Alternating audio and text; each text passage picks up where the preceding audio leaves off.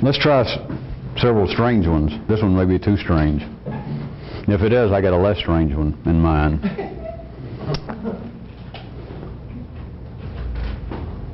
Consider it a strange category, a strange dynamic. But what I had in mind was, in the annals of crime and investigation, it's one of the cases, one of the files that my partner and I like to refer to as the case of the strange lubricant. Don't jump to conclusions. No, it has to do with this, that there is a strange, not only a category, but there is actually the functioning dynamic having to do with lubricants and the construction of engines. Being energy converters. The strangeness I refer to, if you can hear it, and we'll see how strange it strikes you as to how far I pursue it, lubricants are not part of the initial plans.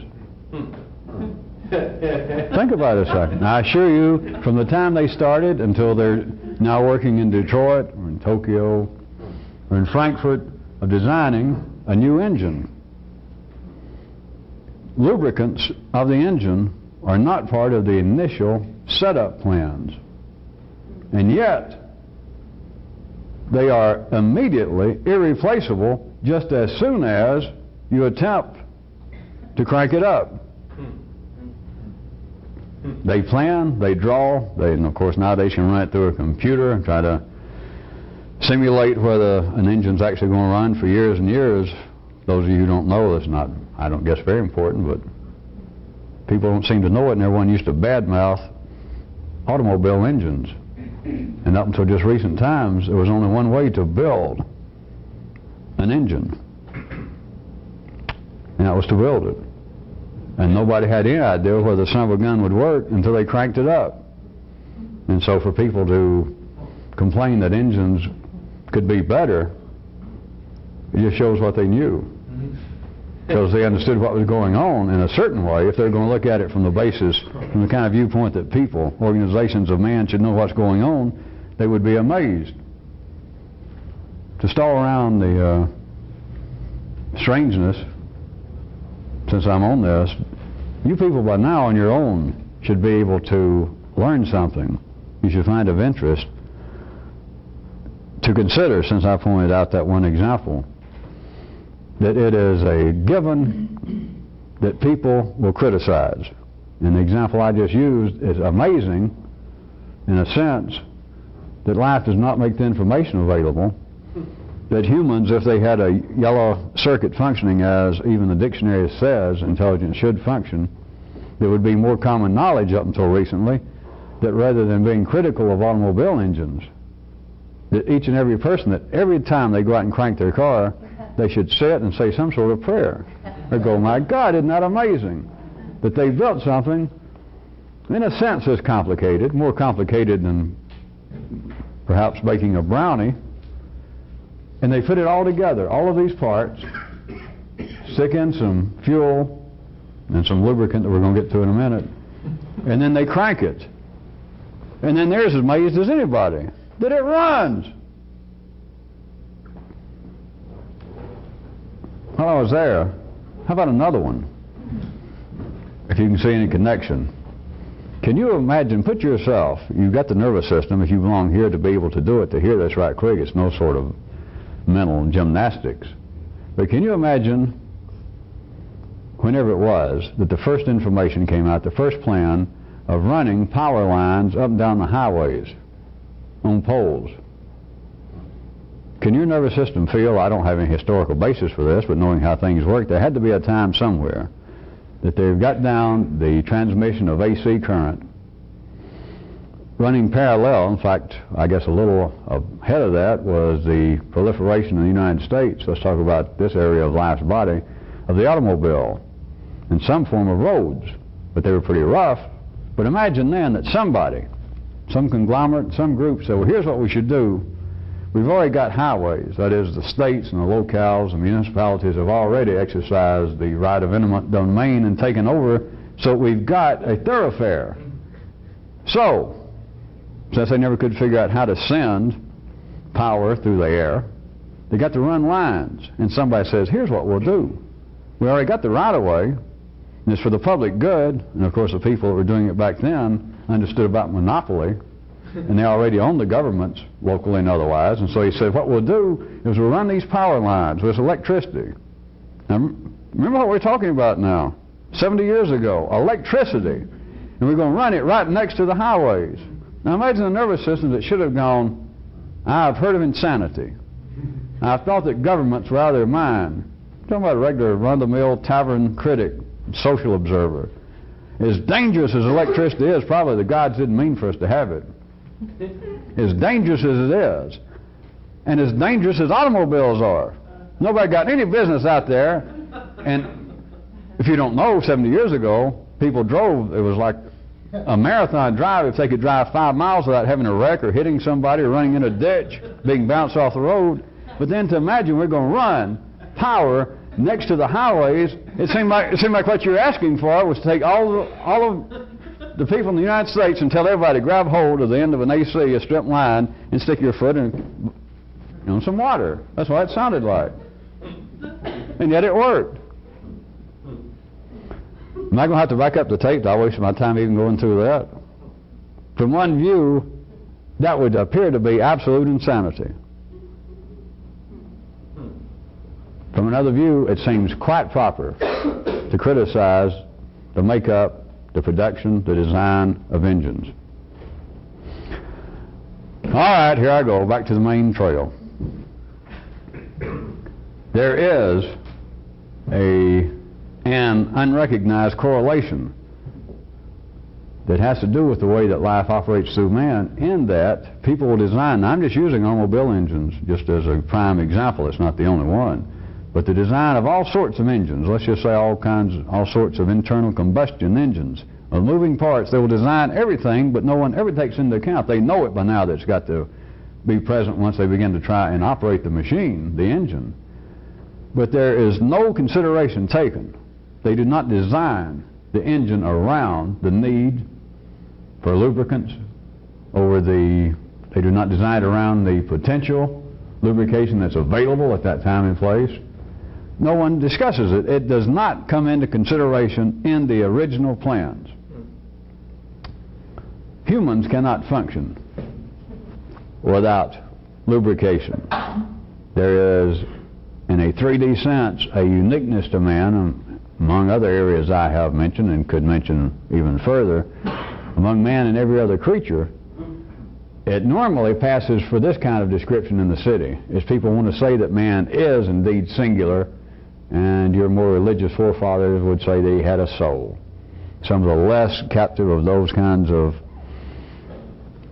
more childish thinking would say that man has a mind, that man has cultural needs, psychological needs, whereas no other creature seems to have this. And so they could say that they could agree that there is some unique need for man. But then we would have if not a tower, at least a short little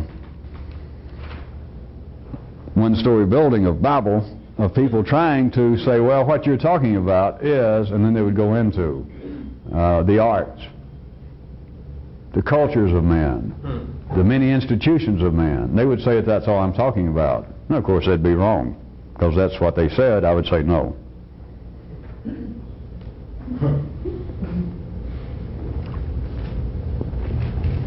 There is a lubrication, if we're going to look at man as being singular in some way. Now, this is all very conditional, because I am using right now a 3D view. But that all humans need some lubrication, that you cannot take a human that's just born and put him into an isolated capsule somewhere. You cannot leave him out in the woods for 20 years by himself, evidently, and then bring him in. Now, I repeat one more time, in the city, some people would try and say otherwise. They would say that he needed the camaraderie of other more developed people, that he needed the peer pressure of his kind of age group, that he needed the experience and the intelligence of his parents, and etc. I'm going to point out to you another way that man is an engine. He is an energy converter, but for him to be cranked up requires a certain kind of lubrication, or he will not get cranked up. Now, as always, I will point out that even if there were such people that did not get cranked up, they're going to serve some kind of purpose. Life obviously needs ditches, mud holes, junkyards, junkyard dogs who have limited intelligence. But when you look around as to what constitutes that part of life that seems to be alive and growing, or it just seems to be alive and reasonably healthy, you are talking about man, the energy converter, that is required to have some kind of lubrication. The lubrication that I am pointing to, let me jump another level and point out that the same kind of lubrication is needed to do this, except even more so, and the lubrication is what? Starts with an I.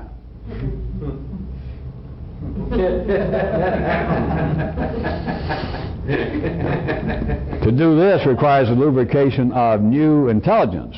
Now, at the city level, it requires a lubrication of simply intelligence. I remember what I was talking about the night before last. See if you can see a connection when I was pointing out that anything to be profitable, for you to sell any goods, you or anyone, in the 3D world, they have got to be moved. You cannot sell them at a profit where they are. You can't. It has no profit when it's on its native soil, when it's in its neighborhood where it is abundant, where it is common. It has got to be moved. If things do not move, they cannot turn a profit. That is an economic fact. If an engine does not move, it cannot turn a profit. If you cannot if you cannot crank yourself up, you could not turn a profit to life. You would be very short-lived. You would perhaps be a poster child for life's short memory if it had such a thing. You would, in fact, be a piece of a rusting hubcap in a junkyard. You would be almost nothing. You would feel, if you had anything to compare it to, you would feel and you would think that you're almost nothing if you could not crank yourself up intellectually. Now, at the city level, to crank yourself up intellectually is, to say the very least, a misnomer, because people do not crank themselves up. They get cranked up. And life produces just the right amount of lubricant. The engine moves just enough. People can think just enough to serve whatever purpose, whether life in this case needs you as a 4-cylinder, and some over here is a 6-cylinder, some over here with a 6-cylinder and even a turbocharger, and some over here with a 6-cylinder, and for most of their life they're going to be misfiring on at least one.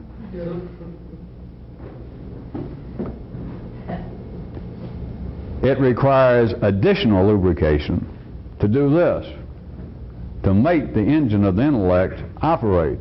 It has got to be able to move energy over and above what would be required at the city level for the engine to be profitable to you.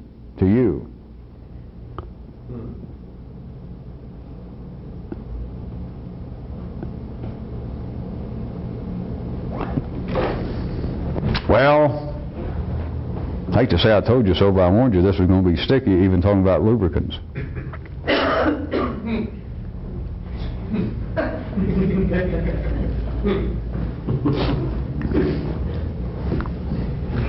People attempt to do this.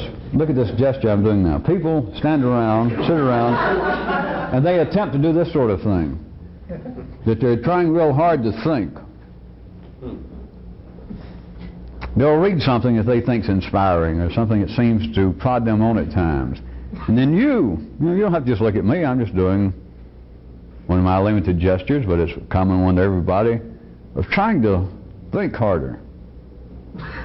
Trying to be more conscious, trying to be more intelligent. And all of you have had enough experience to know this, that just based upon, quote, trying harder, you're wasting your time. Because you tried harder, to some degree, whatever you called it, for many, many years. You can try real, real hard. And something seems to be lacking. You can even apparently read a book, or you've read a comment, an idea, and it just almost strokes your little synapses just right that you think, that's all, I'm so close. I was thinking, it's like you're almost there and there's going to be something happen and then you have to stop and you go, I suggest what's missing is additional lubrication. Your engine will not, the RPMs cannot increase. You cannot operate more efficiently. You cannot move energy in here, anymore from one place to another. In the last couple of months, I have been hinting and saying this way and that way and asking rhetorical questions regarding the fact of, is it actually some kind of good, some kind of actual information as a noun that this is about? Or is it otherwise? Is it just more information? There's just so much any engine can do. Any piece of machinery, the way it is built, can only do so much. There is a strange case of the unexpected lubricant. My partner and I, in our investigations and our criminal activity, even refer to it as the strange case of the unexpected lubrication.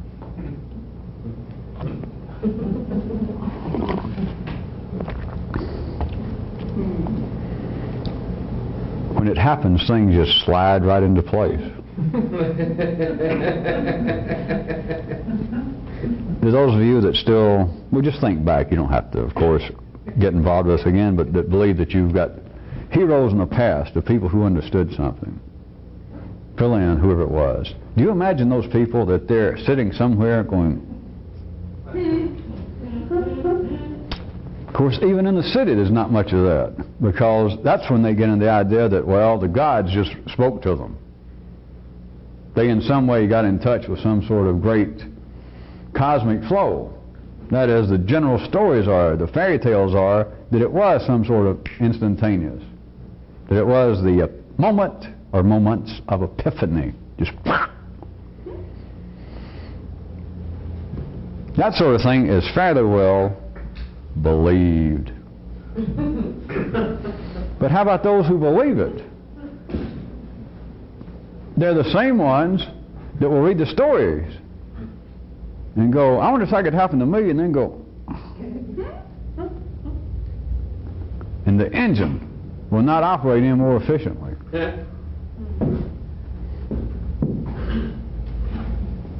I will certainly hope, it would be a great example, but I certainly hope for your sake that none of you actually ever drove your automobile when it became sans oil. It is a horrible, if you have any taste for even a decent piece of machinery, it is a horrible and very, very expensive faux pas on your part to run an engine without lubrication. But if any of you have done it, if you'll think back right quick, I don't want to give you the blues, but that terrible feeling when your little engine just froze up, and then can you right quick catch any correlation between that and a lifetime of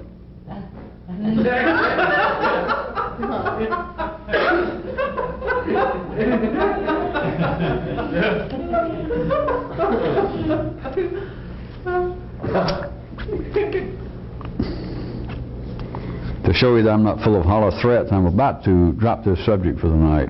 But before I do, there is literally something I'm not going into. I even have a name for it. There is a kind of chemical lubrication, I could have called it some other things, that is not unrelated to enriched blood, that makes a kind of super conductivity neurally possible.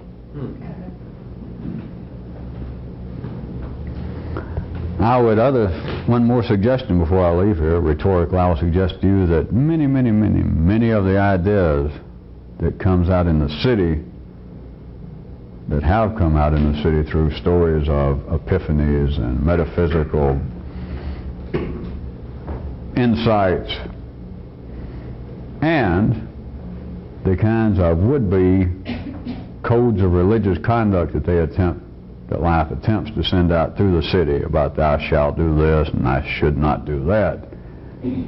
My final suggestion for this paragraph tonight is that if you could see it, all of these historically remembered directives, suggestions, axioms, proverbs about how an individual should behave or think or feel can be translated into you should not run your engine any further, any stronger, any faster without additional lubrication. Conversely, what they're saying is if you could increase, if you could decrease the chemical friction in your own intelligence, you might be able to go faster. Faster, of course, is just one dimension and very crude, but you might be able, all right, I'll say it for you people, you might be able to get around the curve there, go around the bend,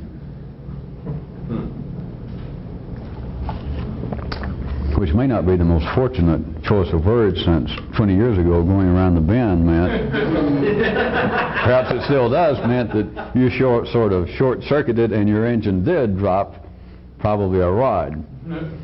So perhaps I will go back to my former description and say around the corner. At least any of you get confused and go around the bend when you meant to go around the corner.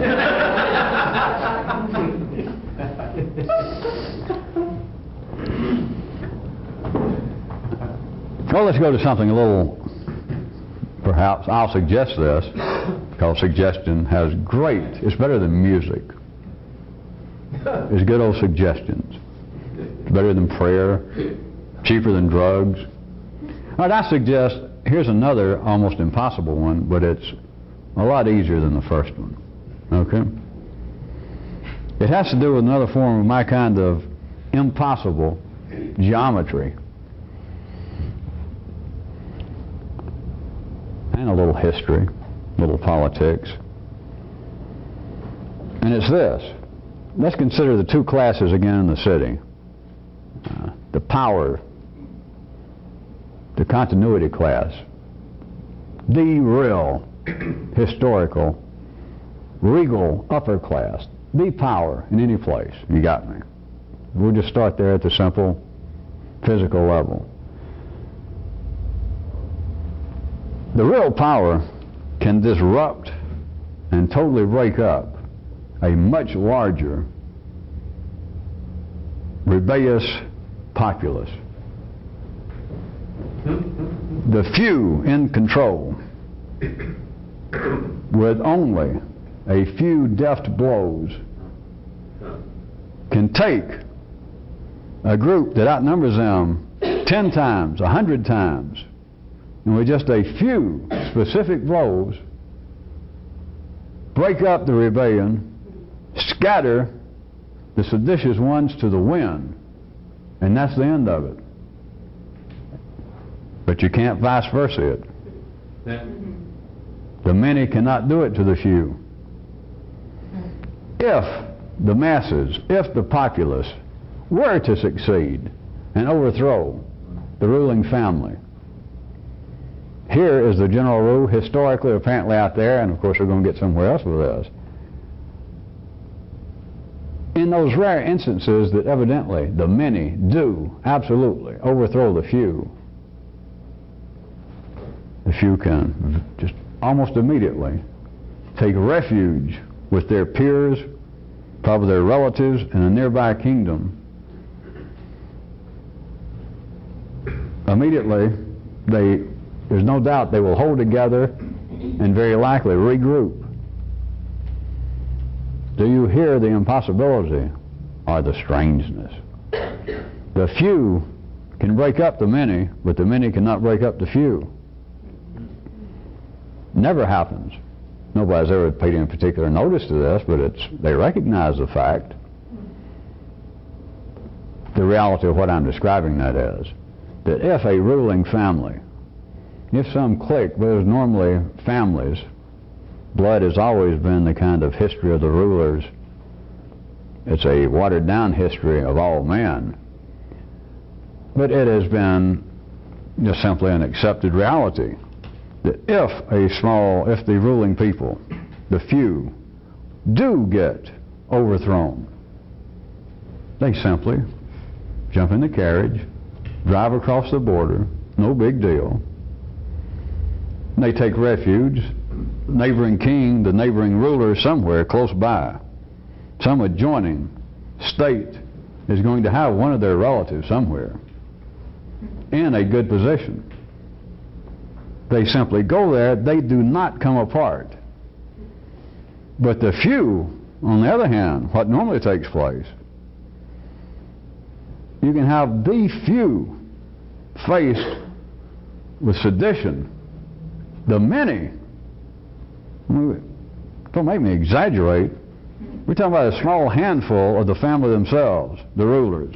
If we were talking about, let's say, 20 people, then we could be talking about 2 million of the populace.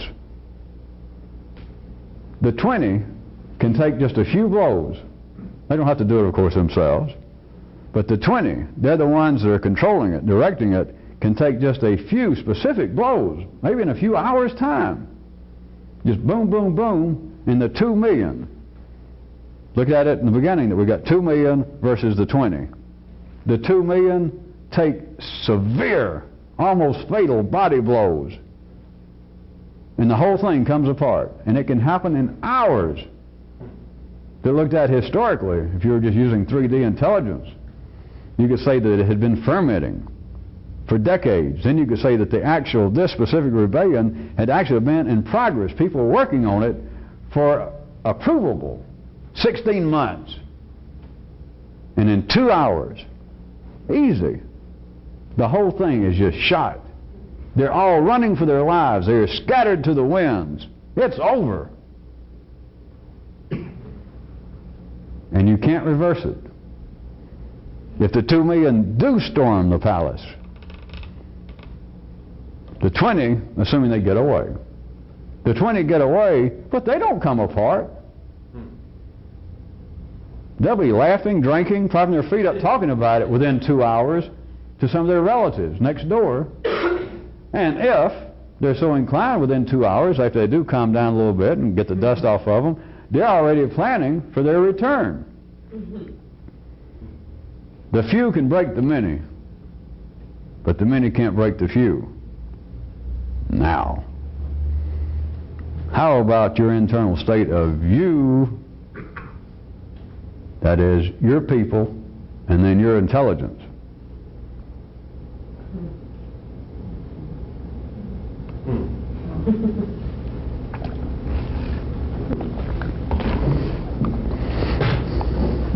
Those of you who don't really or have trouble following when I use that description, I can use it in several ways. When I talk about the people in you and everybody, that is, among other descriptions, that is the most basic, the most simplistic form of human evolution.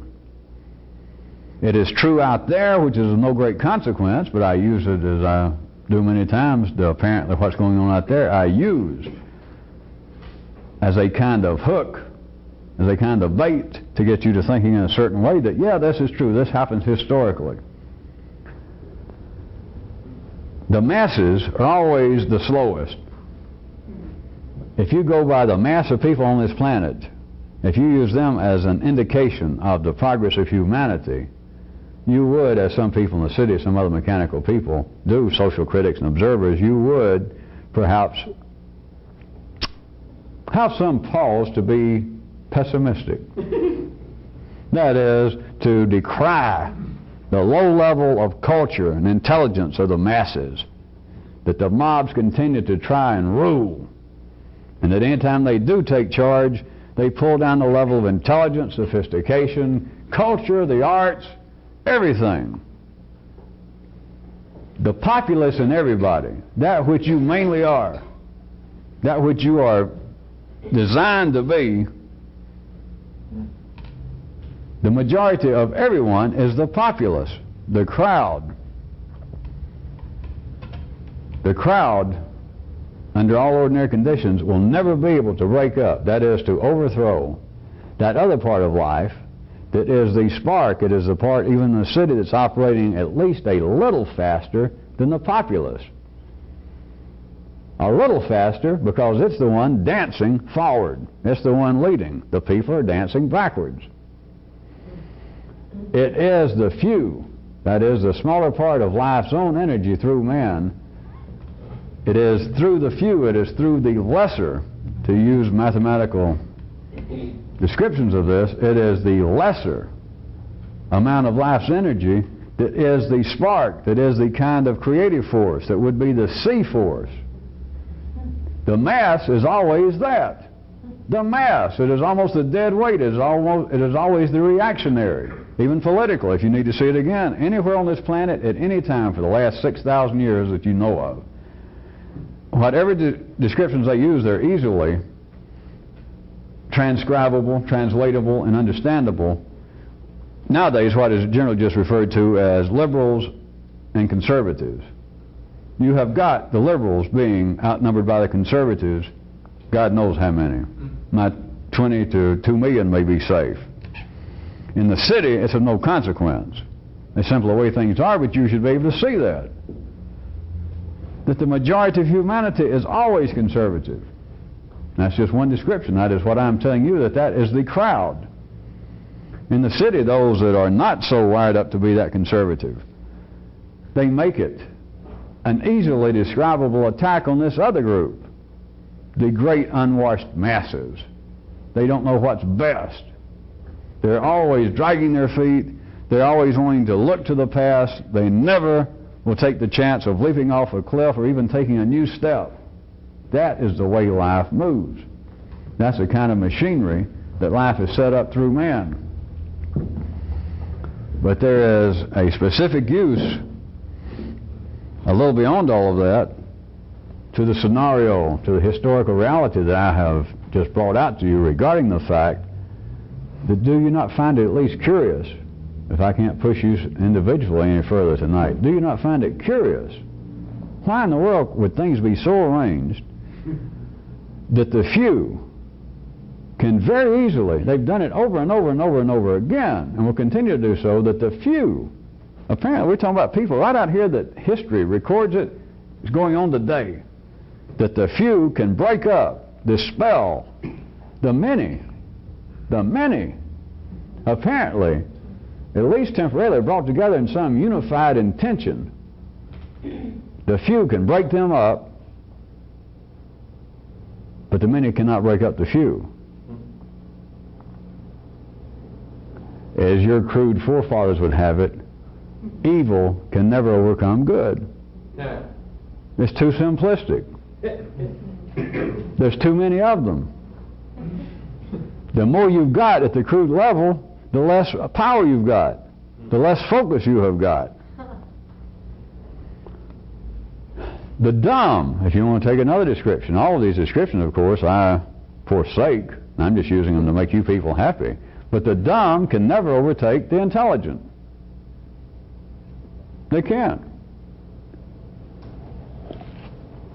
The force can never triumph over C. Not in the 3D world.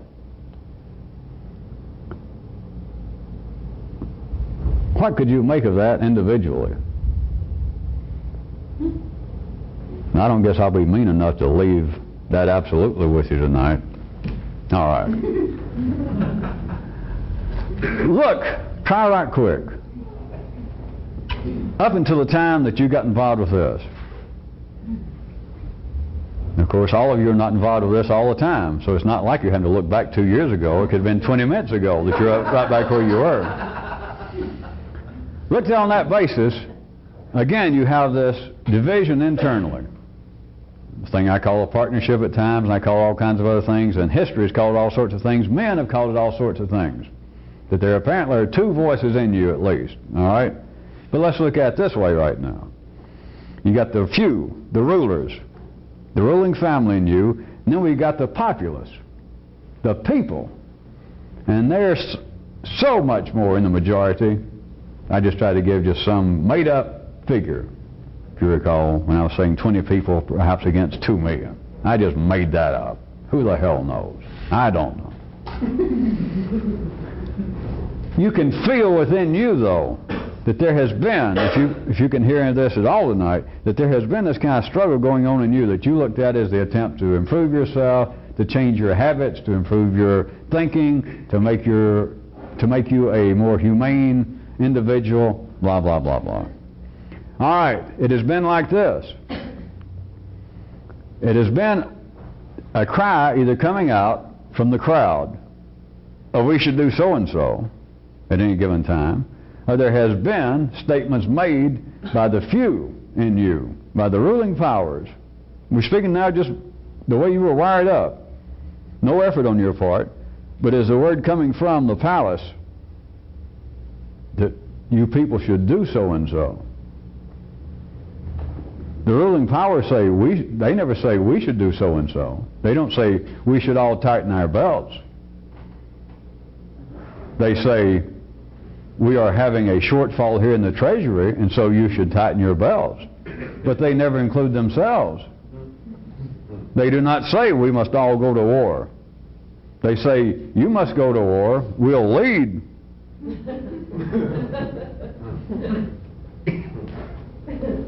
There is benefit.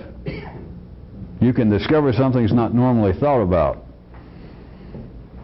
If you can see how this has been operating in you and continues to want to operate, and to keep in mind what I said, that the many can never break up and totally overthrow, that is, do away with permanently, the few. Whereas the few, with just the right, deft, if not droll, blows to the populace. The 20 do not have to kill off 2 million. That's what I mean by, I'll say it again, deft, specific blows. All they got to know is right where to hit the 2 million. And they might only hit 2 or 3 people. They could only hit one out of the crowd, and the whole 2 million cover their ass and run for their lives. Turn on each other and say, the hell with this, and the whole thing falls apart, and all the 20 did was maybe pick out one person, maybe one group, one institution, maybe even not a person if you're really good, maybe a thing, a monument, a totem, an idea, and they go and hit it, and 20 million people are just instantly disheartened, dispirited, and they just, well, fuck it, and they're just through. And it cannot be reversed. They cannot do that to the ruling powers. They can kill them, they can catch them, they can say, we're ready to string her up. We got the guillotine cranked back up. We got a kerosene model this time. And they cannot do to the few what the few can do to the many. The few can go out to the many and threaten that if you people don't stop this, we're going to catch some of you and we will execute you. And out there in the 20 million being threatened by 20 people, many people will begin to wet their pants. Like, ooh, that's true. But the many can catch the few and actually have them there, not threat, say, we're fixing the key, aren't you sorry? And the attitude of the many is, you know, or they might not be that hostile, it's just, hey, you know, we've won most of them, so, you know, what can I say? But the many can say, all right, beg, beg, and then they get down to, you know, I ain't going to beg, kill me. As the royalty in such places, for instance, as South Carolina, the royalty of Charleston used to say, their attitude was, all right, you can kill me, but you can't eat me. That was, you got to figure it out for yourself. Turn the tape over. Before I leave this one, let me see if I can make it a wee bit more specific. The situation I described between the few and the many, it happens historically, it happens literally out there in life, it always has, and it continues to. In your lifetime it's happened. It happens to individuals at the ordinary level. But now, just for a second, figuratively speaking, I want you to consider what I'm talking about the new intelligence that you had now, some few rulers in you that were not native to man. It did not come about through any way that you ordinarily know. It was not culturally produced in you. Your religion didn't cause you to think this way. Your parents did not. Now, apparently it was you fooling around and getting caught up with me in this. Apparently. This new intelligence would then be capable of doing the kinds of things I talk about in this way and that, of having a kind of revolutionary code of conduct, of being able to do that, which apparently the people can holler out, you can't do that. That is, you holler out, hey, you can't do that. I'm telling you, the 20 people, the ruling powers, do you imagine? We jump back right quick and play intellectual ping pong. Now it sounds like I'm talking about back out here. Can you imagine the 20 people, the ruling family, so in control that it's the 20 against 2 million? Can you imagine somebody, imagine all 20 million of them, which is impossible. If they all came down and they began to shout out to the 20, we heard you're going to raise taxes, you can't do that. Are the 20 going to go look at each other and say, you mean we can't do that? They know exactly what they can do. Either that or the 20's got to the 2 million's got to overthrow them. And their bloodline, that part of life's history, has enough solid info, good statistical basis to know that the odds of the 2 million overthrowing us 20, it's somewhere between, I guess, winning the New York lottery and being hit by lightning on the same day, just before, no, I was going to say, some movie star or starlet calls you up and asks you, would you like to meet me later? Somewhere in those kind of odds, and the people know that. If you had that kind of internal authority, the kinds of noises that life makes through you and everyone else, the kinds of things that many of these questions I was going to start getting to, the kinds of things that you still ask, which is not an attack. I ask for the questions. I'm going to respond to them. But there's still the kind of things that you people feel as though plague you, such as, well, I want to do so-and-so and I can't seem to do it. Well, I've tried to do so-and-so and I keep slipping back. Or I get around certain kinds of people and I can't do what I said I was going to do. I can't do on a Wednesday what I can do on a Tuesday. I can't do around people in red clothes what I can do around people in checkered. Do you understand that if you had that kind of view intelligence, and it's not just on some sort of basis of having, I'm not saying this is not true, but it's not on the basis that you simply have some kind of secret knowledge that charges you in such a way that you can just run roughshod over life. Don't ever, nobody be dumb enough to try to run. Of course, I've never seen anybody run roughshod, but I always wanted to. But to see somebody going to run roughshod over life, like, get out of my way, life, you know, watch it.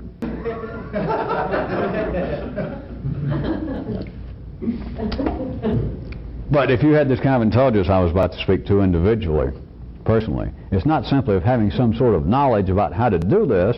What if it was simply on the basis that you were in touch with another stream of power, another line of power? Not some vague way, not emotionally, not spiritual by any means, but that there is a part of life's body that chemically, by God, is more powerful. If you don't believe that, let's bounce back into the real world. You people do know, don't you, up until it's just under different names now, but back when royalty was still going on,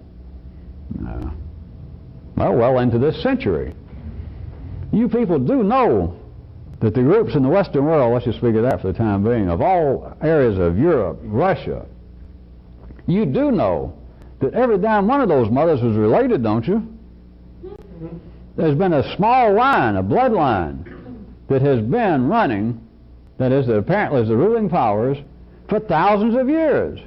Do you think that's just some kind of conspiracy that they got together and did it?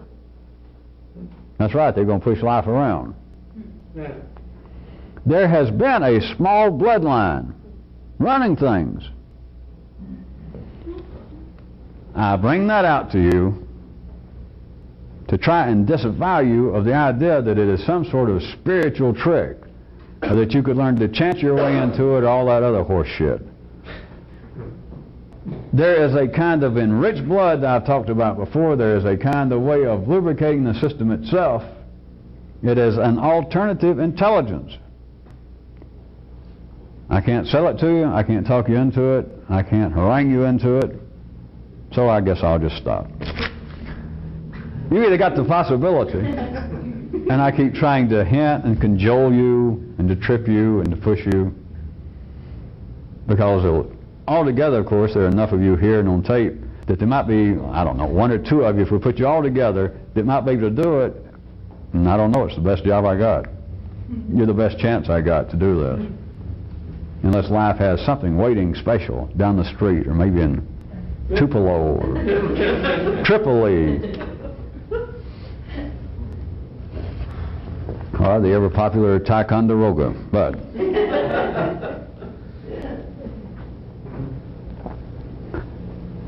there would be a kind of certainty, and it's not based upon any city level hubris. It's not some egomania, as some people in the city might call it. It is simply, try and picture the example right quick, that if internally, in your own nervous system, the brain itself, you know how specifically I'm talking about this when I get around to talking about it specifically, that you've got a few little connections up here. Maybe they're just 20. That is your royal family. That is the royal bloodline of life that you have now tapped into. And those 20 people, for the masses in you to say something like, well, we're so weak we can't do so-and-so. They can say, but yes, you can. And you will begin to do so. And they can holler, no, we won't.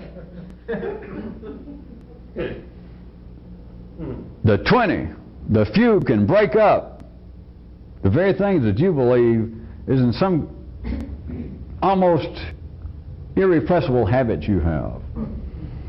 Years of behaving in certain manners that you think that these are some sort of locked patterns of your individual behavior, but you can look at it as there being a kind of madness of crowds. The populace, that's all you've ever been. And the populace in anybody has an IQ somewhere just above whatever the heat of the pavement is when they're out on a roll. You know that. They got the talent of a dead oak tree. They've got the intelligence. They've got the feeling of what? Do I have to do more? A cement block. It is known out there that it's true, that committees, large groups of people, display no intelligence. If you've got one person that has an IQ of 20, 120, and you put them with somebody that has 120, and somebody else has 120, and you keep that up, you do not end up. Something happens.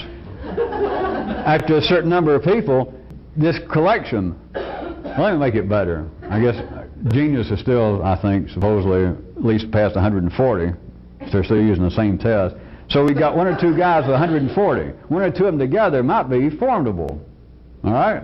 But you get 10 or 20 or 50 of them together, and you do know that group now, called the genius crowd, let's call them that crowd now, that collection of individuals can no longer display, exercise the kind of intelligence that would be emblematic, exemplary of 140 IQ of one individual. They become almost oatmeal. That is what you're faced with. All of the things, all the cries about how weak I am, I don't know what to do. If you had the right kind of, if you were tapped into the right kind of ruling power, the right kind of bloodline, as long as I'm here, I'll go a little bit further. Can any of you get a glimpse of this? I talk around about it, and out in life, ordinary intelligence gets this all twisted around. That is from our view. From their view, it's just right. But do you understand, I've told you before, the purpose of power is power. The idea that those in control, from the population's viewpoint, can mismanage the power, that's an illusion. Now I'm talking back and forth on two different levels as fast as I can. The old idea that the king can do no wrong, that was potent. Except, now we got to get back to the city level, and we all know that's not true. Had idiots been running countries before? People absolutely deranged. Alcoholics. People on drugs. We all know that, right? It's yes and no.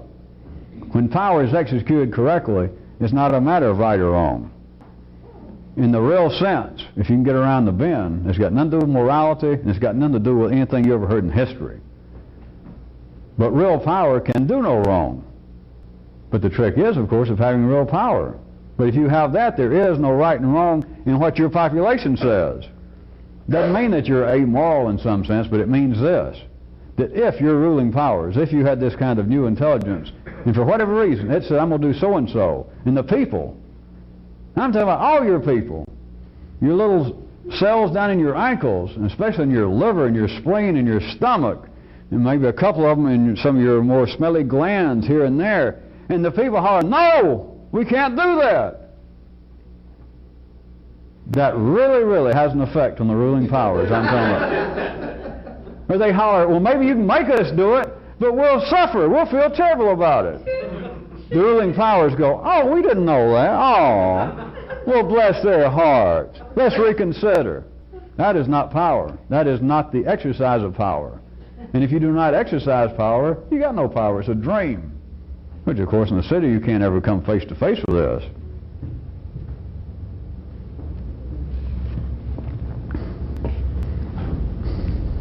The good old idea.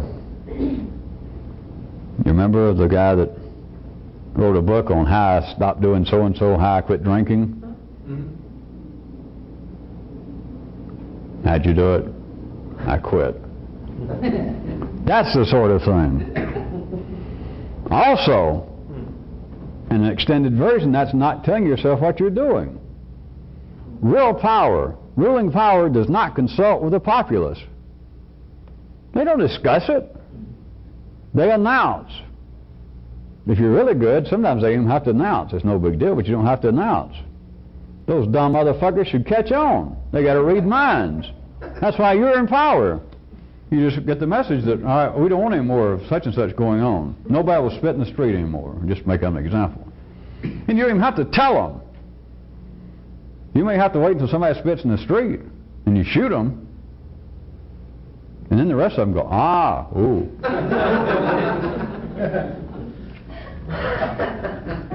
The cooperation of the many under the direction of the few in no way is dependent upon a discussion. It does not require verbal intercourse between the people, between the rulers and the populace. If you do that, you're not exercising power.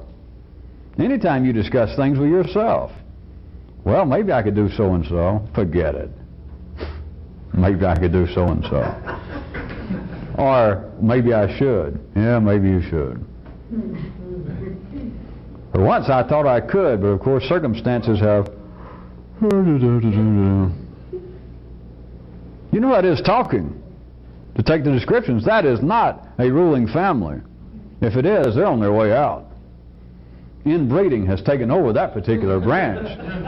They're about to collapse under the weight of their own water-headedness, which is a technical term.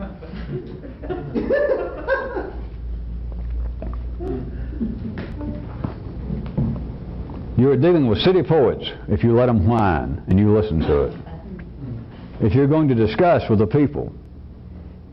But if any of you could hear what I was talking about 20 minutes ago, anything the people had to say you could discount as long as you begin to be able to recognize it and to feel where that comes from. Anything they're going to announce, ask, is going to be simplistic. It's going to be more aligned in any particular case with D-force. In other words, any suggestions that comes from the crowd, I shouldn't beat around the bush, I just tell you outright, anything that comes from the population, just ignore it. It would show again that the ruling powers and family are beginning to get a little weak in the head, if not the knees, if they even listen, if they leave the windows open down there and listen to that noise, and even one of them says, hey, Uncle so-and-so, did you hear what somebody down there just said? They wouldn't even tolerate it. They would not entertain it. Anything that comes from the populace, you can count on as being simplistic. You can count on it as being regressive, reactionary. It is everything between being conservative to being absolute devolutionary. It is somewhere within that spectrum, or it would not be coming from the populace. And what rules you? What runs everybody? Now back at the city, I'll leave you one more time, as you should be able to figure out, even with my continuing bounces from apparent physical history to internal metaphors. In the city, at the ordinary level, people have apparently a ruler. That's what people think of as being themselves, their I, their personality, their own brain. There is that seems to be their ruling family, and then they could say, if they listened to any of this and found any reason to listen to it for a few minutes, they say, well, yeah, I hear what you're saying. And then there's the population in me. Hey, I got you. It's the lesser sides of me, the cruder aspects. All right, that is true enough in the city. It is magnified. You have gone to another level to try and do this because you cannot leave it there. There is no satisfactory individual execution of power the way that the city brings everyone up, the way life produces you. If there was, you wouldn't be here. None of this would be going on. You would be doing what ordinary people in the city say they do. I exercise free will. I may not be the smartest man all the time. Sometimes I make mistakes, blah, blah, blah, blah. But I think about what I'm going to do. I make plans and I pursue them. That's all you can do being a human. And so we are definitely speaking about freedom of will. Well, certainly. Well, within limits from people giving me problems and stepping on my toes and getting in the way of where I'm going. But yes, it's a matter of freedom of will. We've all got to make our futures and blah, blah, blah. So you know where you are. You're back at home.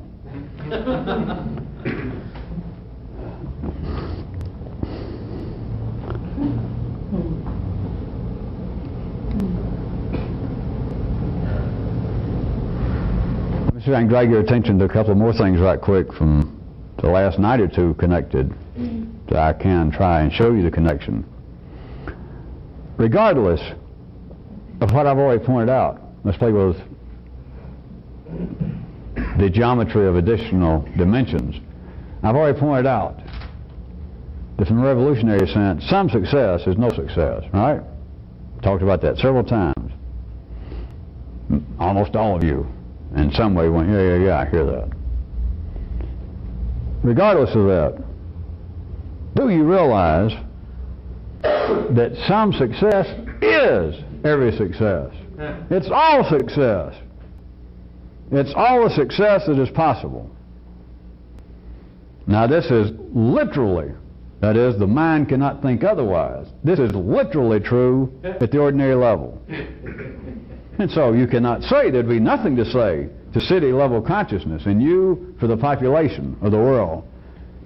I could talk about, well, some success is no success. And I could make them go, yeah. That's not hard to do for me to point out, look, you hadn't succeeded until you've succeeded. That nobody wins a war. No nation has ever won a war by getting right to the point that another few days they would have crushed the enemy completely and went, well, hell, we're close enough. We've wiped out most of their divisions, and another couple of days, now we'll get together, the generals say, yeah, we all agree. Another couple of days, all right, a week at the most, they'd be crushed. So, yeah, it's close enough, let's stop. That's insanity. And everybody'd say, yeah. Or you could say, if you find out that you were dying of lung cancer in the city and the doctor said, the first thing I'd do is stop smoking, since I know you smoke. And you go, well, all right, that's a good idea. I believe I will. And then you decided, well, I'll cut down. And you've already got a lung going. You're spitting it up. All right, in the city, people would go, well, I hear what you mean. Some success is no success. Trying to make a business go, putting in all your money, working 20 hours a day, and it finally goes belly up. You don't go tell a banker, you go tell your friends or go home to your wife and say, well, you know, there's a couple of weeks there for that first 6 months that we broke even. No, we're broke now, we're on the street and we lost everything, but you remember those 2 weeks, it was back in July, we broke even. Never go, that's great. Right. Some success is no success. I had you all agreeing to that. But now you've got to see this. Some success is every success. That's the only success possible. That's all there is. And yet life runs it right through man's intellect, one of the partners in everyone, to believe just what I'm saying, that some success is success. It must accept that. or the line waiting to go over the hill to you know where would go tutti frutti. People would feel as though I am wasting my time.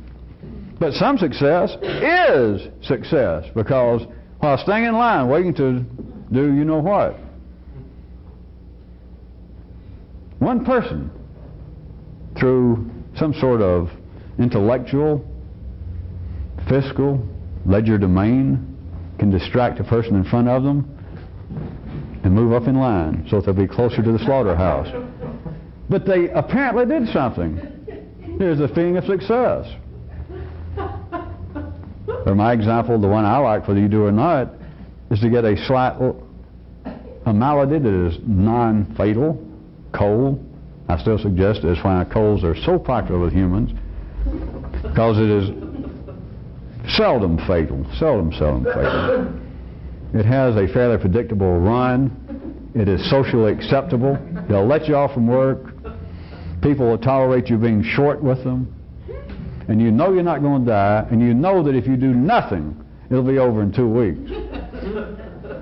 And they'll let you off from work. People will sympathize with you. And you feel as though once you get over it that, well,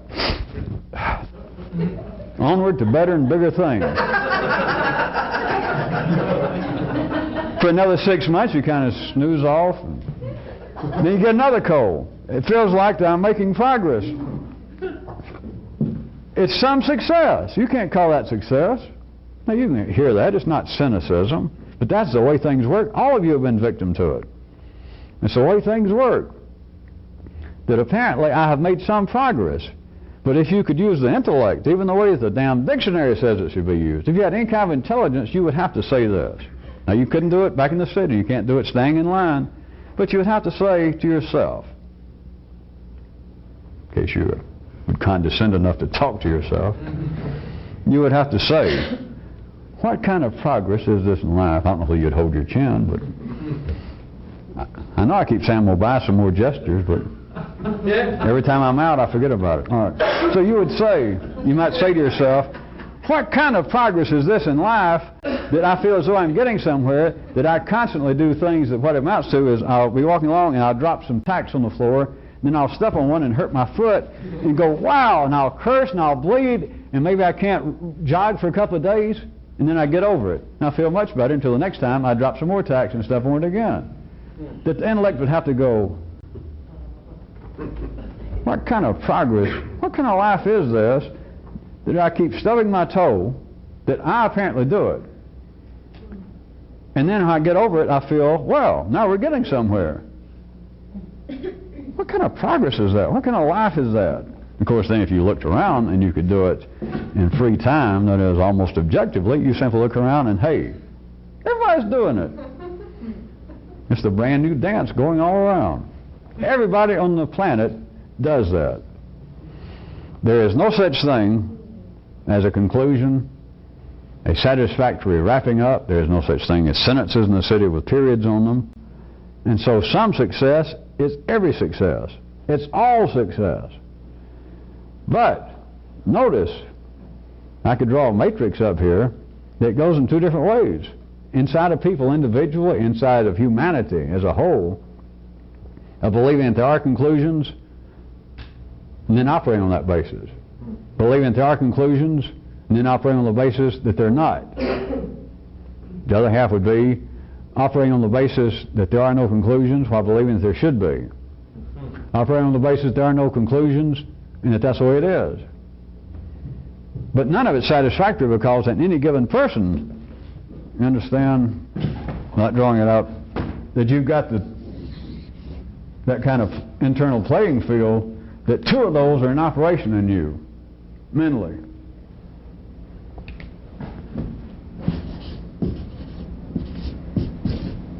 That some combination is going on in your partnership, that some success is no success, one of the partners says, if that's A. D, if some success is all the success possible. You have got what apparently, with the way it functions within the human machinery, is you have got the continuing conflict Because every success is some success. That's all you can ever get. But there is that part in many people. There's that part that will shift from time to time within the same individual that, wait a minute, there is real success. Of course, they would not necessarily be using my terms whatsoever, but to believe that, all right, this thing, my problem, can be brought to a satisfactory conclusion. They don't even question. It's just whether luck will let me, whether I've got the perseverance, but there's no doubt that this can be done, or it should be done, that it's possible to be done. That one thing, my argument with my spouse, my argument with my boss, the kind of financial entanglement that I am experiencing with my ex-partner out there, not in here, that this thing, through a lawsuit, through a discussion, through a duel, through rat poison in his tea, can be brought to a satisfactory conclusion.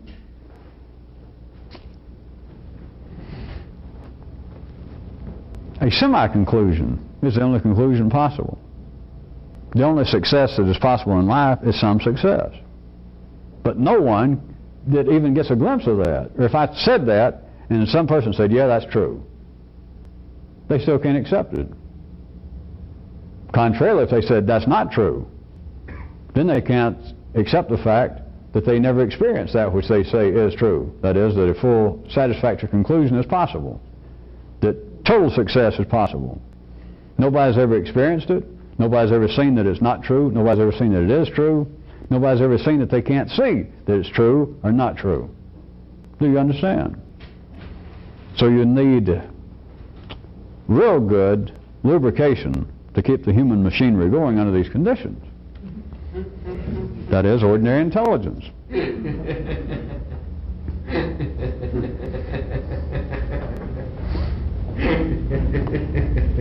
Again, I could refer to many of the questions that people ask, and I could wrap it up under the same example, or the same description I'm giving, that kind of matrix, whether I explained it enough for all of you or not, of questions that you're asking simultaneously about why you only experience some success.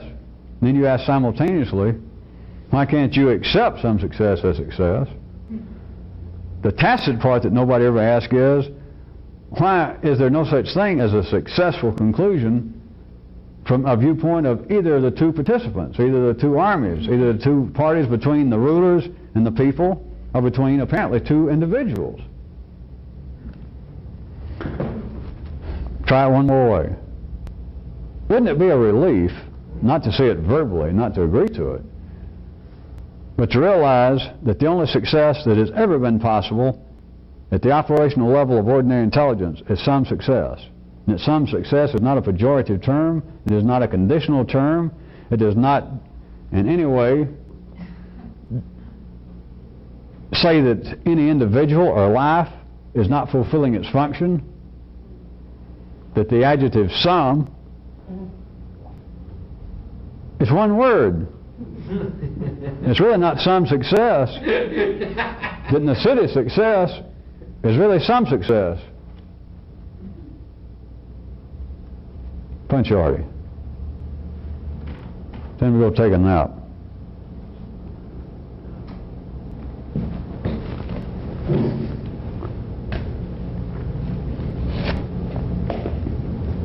Take a break.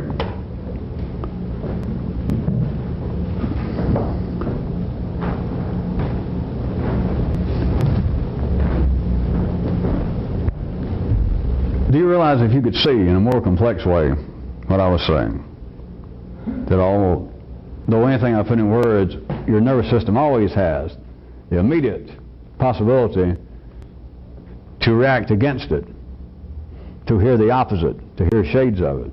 But if you saw, without any intellectual prejudice, without any belief on your part, that you simply saw that all success in the city is really, one word, some success, but simultaneously understood that some success is not less than success, some success is not some flaw in the arrangement, to recognize that everything has been succeeding admirably, always has. It just apparently is not totally successful. From your view. But then if you had an alternative view, your view would be, that's all that's possible. And to call it some success or something lacking was simply the lack of my intelligence. It's the lack of everybody else's perception to see that what they think is missing of intelligence. Since I've already drawn it, use my matrix into that block of 3D reality. If we were talking about 3 into 5D, that what seems to be the lack of success is just right around the corner of that. It's there. Everything is real successful. But you would not be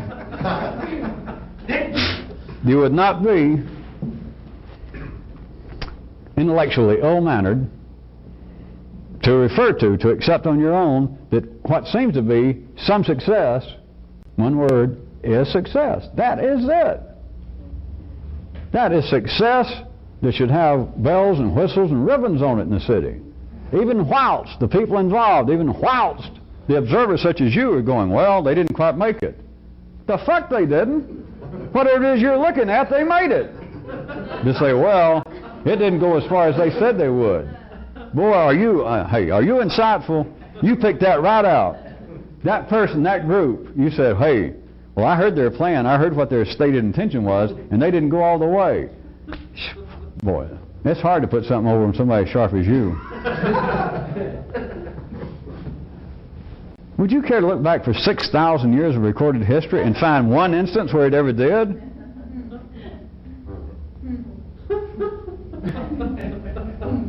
It never does. But that is part of the transfer and part of the conversion of energy. But once you recognize that what seems to be lacking, what seems to be some lack of total success, is success. It's just the evil twin name for it in the city. The proper name from the bushes is you look down the city and everything that's being done is successful. But just as those damn cheap writers are wont to do on those continuing so-called TV dramas, when things get tight, when they can't think of anything else to do, they suddenly, some hero or some villain, whatever it is, suddenly, out of nowhere, an evil twin pops up and begins to muddy about the plot. Well, that's exactly to look down the city and see, well, there's success, and then suddenly, life writes in an unknown evil twin brother of success, and it's known as some success. Well,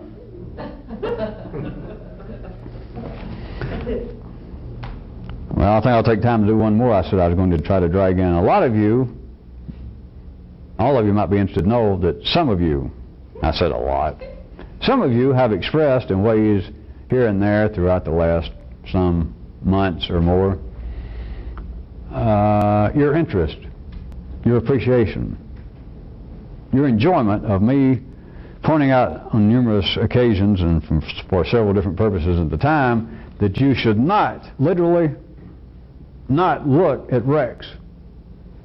You should not go past an accident and look at it. You should not even look at a wreck, an accident, on the front of a newspaper there in the checkout line. You should not do it. Some of you are getting close to, but anyway, I'm going ahead and do it for you. You should be able by now to start wrapping up such as this. Because the reason that some of you particularly like that, I'm just about to put into words for you, is that you internally should not be looking at your own wrecks and accidents. That is it. And some of you still, not an attack on you, because I know it seems like it's a hard and sticky situation. And I've talked about it as the tiger behind the door and the continuing noise. You have internal accidents. There are wrecks in you. And everybody, it doesn't matter who the hell you are, and I don't care what it is, but despicable things you think about. From your view, just yucky things. Yeah. And your idea is, how can I stop this? Don't look at it. Because let me assume that any and all of you have this potential, that you can do this. When I say potential, I don't mean in the city sense. That by now, something is definitely seriously wrong with any of you that's been around here for any length of time. If you cannot be driving up the street and see an accident, you tell what's going on up there, or just see something laying in the road. It may not be even a human, but something laying there and you got no business looking at it. And all of you have had numerous occasions by now to know that there's almost the weight of the universe on most people. Of course, some people, a few other people, it's just the opposite, that they couldn't stand to look. But the majority of people, there is a weight that when you get up close to that, you can keep saying, well, I'm not going to look, I'm not going to look. And you can get right there and it's as though some great chilly hand of fate goes, and you look just for a second. But something is seriously wrong unless you realize, unless you can do it, that it is almost me against the universe, but then again, it's almost a nothing thing once you do it. I'm not going to turn and look. I mean, that's it. I'm not. And the population, all hollering. You know, they hadn't seen National Enquirer all week, and they're all, let's look, let's look. You know, everybody wants to look. If you got no more control, well, I'm just putting it to you. This is a prime example of something is seriously in question if all of you can't do that by now. But by simultaneously is to realize that in a sense this is one of the hardest things I've ever done, because I get right up here to it and I can almost read my future. If I was this much weaker, I'd do that just for a second, just to make sure that that is an actual body. Or to see if they're showing any sign of movement, or just anything that it's just almost impossible to keep from that. And that you can feel, in a sense, that's the hardest thing I believe I've ever done. And simultaneously, that ain't shit. Anybody can't do that. What the hell, what do I think I'm up to in life? That I have got to look around and go, to make sure it's really human. What if it doesn't even have any great ramifications with you? What if the universe and life never remembers whether you looked? But you said, I'm not going to look. No, it doesn't matter. All right, the whole question in its various forms of people still whining. I know you take it seriously. I'm not making light of it, except that it's so simple insofar as this is concerned. To believe that you still have voices, you have nightmares, you have dreams, you have sexual perverted nightmares, you have imaginary conversations you carried on with your mother, your father, your husband, your wife, your children, God. And to believe that, all right, I can't stop these voices. You can go past the wreck and not look. Don't look. Internally do not look at accidents. And everything that you think, it's just some of them seems worse than others, but everything you think is an accident. But some of them seem to be bloody wrecks. And some of you just know. You've seen them enough that there's blood and guts on the highway. You don't even have to be the Earl Scruggs Review to know about blood and guts on the highway.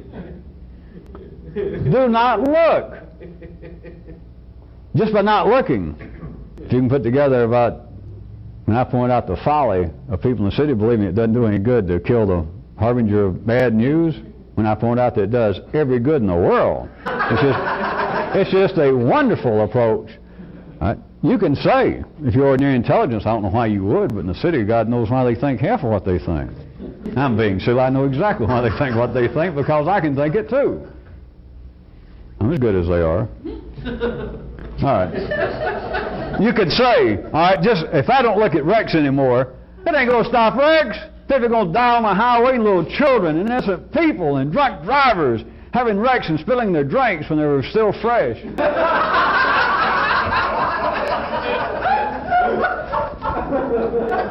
Ordinary intelligence could say, just because I don't look at wrecks, that's not going to stop wrecks. God, is ordinary intelligence perceptive.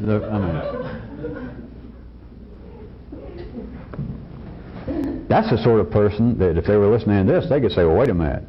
All these kind of real naughty things I've thought, if I don't look at it, they ain't going to go away. Well, shit. Guess you caught me again. That's right, we'll keep looking at them then. And by all means, keep asking me questions or yourself about, well, why can't I do better with this? How is it every time I do this it hurts? If you won't listen to Henny Youngman, I don't guess you'll ever listen to me. This doctor, it hurts when I do this. Let's all say it. You people out of town write me. The doctor says, well, don't do that. Yeah, but I mean really. The only reason that's funny in the city is it ain't funny. Well, that, and it's hilarious in the city. According to whether you look at it like that or like that in the city. Because in the city, of course, even you people who believe that you had European backgrounds, once you end up here in the big-time city, everybody's old Chief Two Eyes. So you can look at it this way or that way. Except the real revolutionists would not look at it.